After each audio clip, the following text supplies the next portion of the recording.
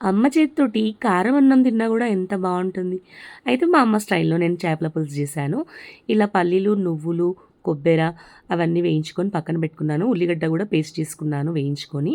దాని తర్వాత ఇట్లా కడాయిలో ఆయిలేసుకొని అందులో బోజువార ఆకు, పువ్వు 2 వేసిన తర్వాత మనం ఏదైతే పేస్ట్ చేసుకున్నామో ఉల్లిగడ్డది అది గూడా వేసుకొని మంచిగా ఆయిల్ పైకొచ్చిన తర్వాత అల్లం వెల్లిగడ్డ పేస్ట్, దాని తర్వాత పసుపు, ఉప్పు, కారం ఇవన్నీ వేసుకోవాలి. వేసుకున్న తర్వాత అందులోకి పల్లీలు, నువ్వులు, కొబ్బెర పౌడర్ ఉండే గదా! దాన్ని వేయించుకొని మిక్సీకేసాను. దాని తర్వాత అది గూడా వేసి అది ఫ్రై అయిన తర్వాత ఇంత చింతపండు పులుసు, అట్లాగే ధనియాల జీలకర్ర, మెంతుల పౌడర్ గూడా వేసి మరుగుతున్నప్పుడు ఇలా ఫిష్ ముక్కలు తీసి అందులో వేశాననమాట. ఒక 5 నిమిషాలు అలా ఉడికించుకొని తీస్తే ఎంత టేస్టీ అసలు.